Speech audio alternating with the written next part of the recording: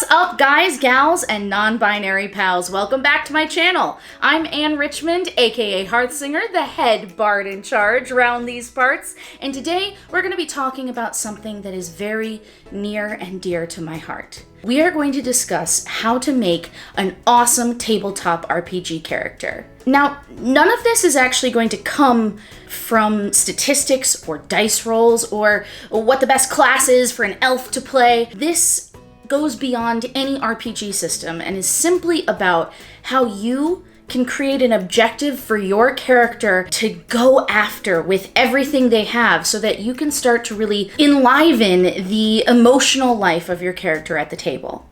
So let's get into it.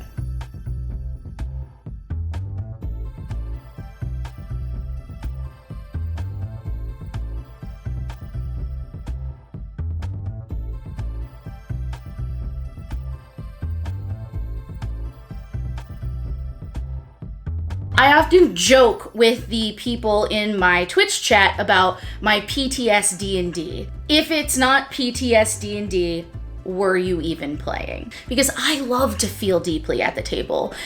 I come from an acting background. Tears at the table, laughter, difficult, fierce conversations. They might not be for everyone. One of the things that really has made my character development soar is to make sure that I have something I can do or chase. I find for newer players or people who might not have a performance-based background, backstory just kind of becomes just that, backstory. It's behind you and it doesn't matter anymore.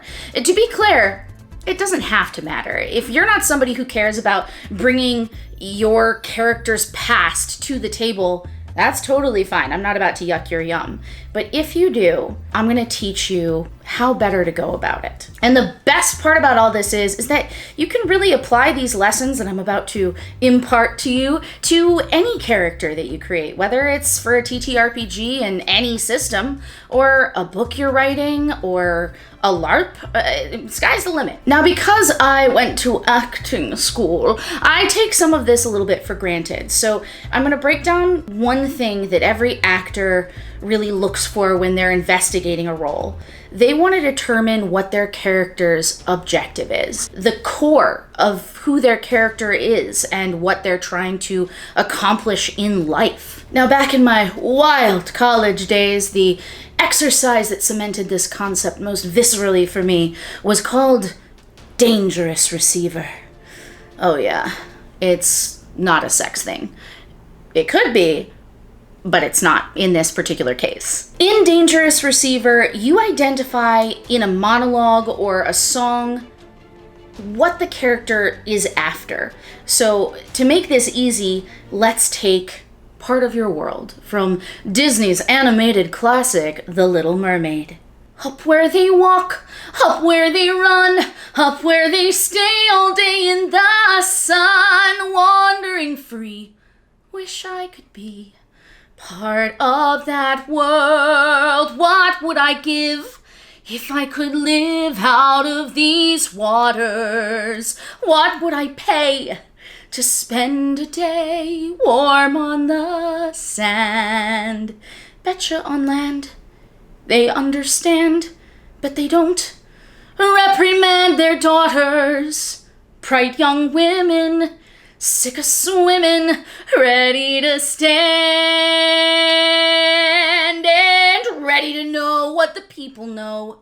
Ask 'em my questions and get some answers. What's a fire? And I could keep going, but I won't. Let's talk about what Ariel's objective is. She wants to go somewhere she's never had the opportunity to go before and express herself fully as a person. Get down to the brass tacks in a broader sense of existentially, what does this person want? And then we would look at our own lives and see if there was some kind of reflection. I might say, I want to come out as gay, or I want to finally be able to tell my parents that I want to pursue a life in the arts and not feel guilty about it.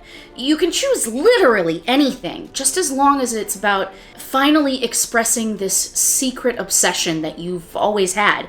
It could honestly be collecting My Little Pony collectibles. It doesn't matter, as long as it's personal to you. Then you figure out who would be the most difficult person, the most dangerous person that you could ever tell.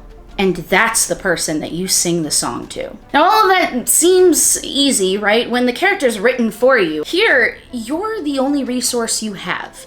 The story is happening in the moment.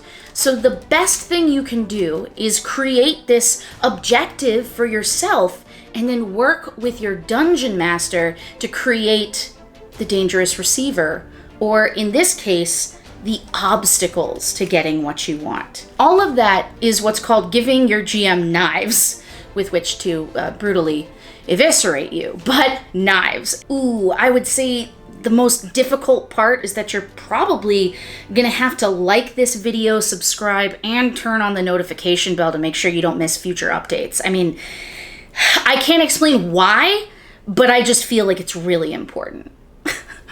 As a player, the thing that I do is to make sure I can answer 3 very important questions.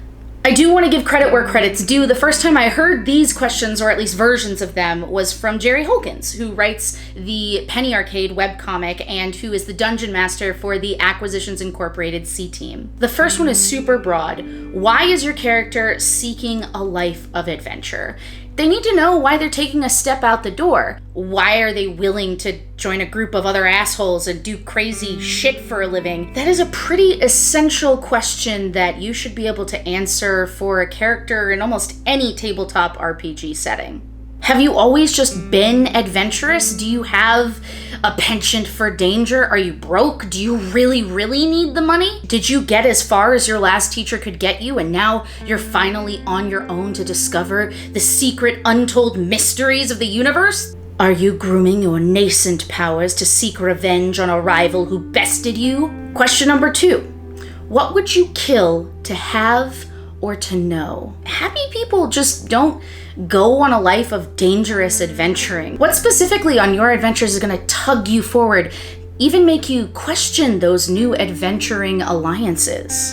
Are you like my Aasimar bard, who would literally move heaven and earth, even if it meant hell for other people, just to get revenge on her brother's former warlock patron who locked him away in a demiplane for eternity? He was her best friend. She'd never abandon him. Perhaps you're more like my changeling monk, who has risked everything to expose her true changeling identity to a group of heroes she thinks can potentially help her cure a pandemic, timely, that is keeping her people from being able to shift forms, and promises to expose them to people who think they're freaks and wish for all of their deaths. And question number 3. The most important question for any GM who is looking for sharp knives. Who wants to see you fail? In your pursuit of what you would kill to have or know, there has to be someone who wants to stop you. Chances are, if you can do all of that, then you probably have some idea of what your backstory is. And now it's your job to really communicate to your GM. That doesn't mean writing tons and tons of notes. You want them to be able to consume it. So I like to separate mine into sections. I'll have a section for childhood, I'll have a section for education, and you can even add a section for where you want to answer those questions I brought up earlier. But the key here is that you don't want to just slam your GM with 10 pages of a short story.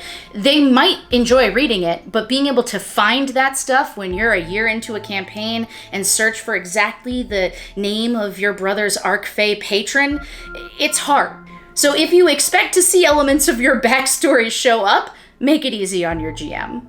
You'll certainly want to define whatever your most recent history is. What are the given circumstances right before the events of the campaign start? But make sure you've given yourself enough of a reason to dive into hell with a group of strangers. If you show up in the door wondering what the hell you're doing there, chances are you'll just be at war with yourself for a very long time. And IMO, it is any good GM's job to suss out whether a player has done that and help them if they've fallen short. So the number one rule about activating your character at the table is about being a good listener. Being a good scene partner is not about doing. It's about making everybody else at the table look and feel awesome. You need to listen for moments where your characters are going to have this weird Venn diagram where these two people from totally different worlds are going to connect about something in the middle of the apocalypse. If you're thinking so hard about your secrets and your backstory and everything that you've worked on, could be gone in an instant. You could just miss it.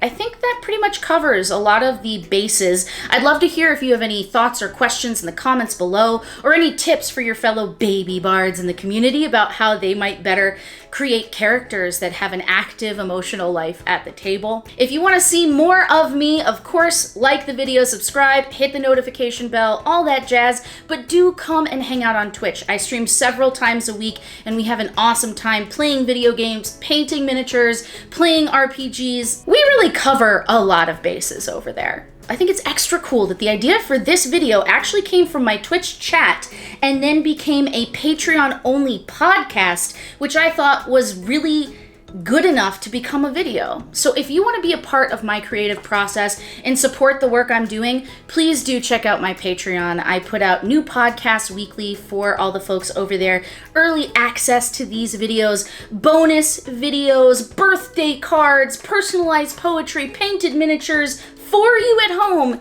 It's all over there, so don't miss out. All right, that's enough for me for this week. You get out there, baby bards, and you live your quest life. See you next Wednesday.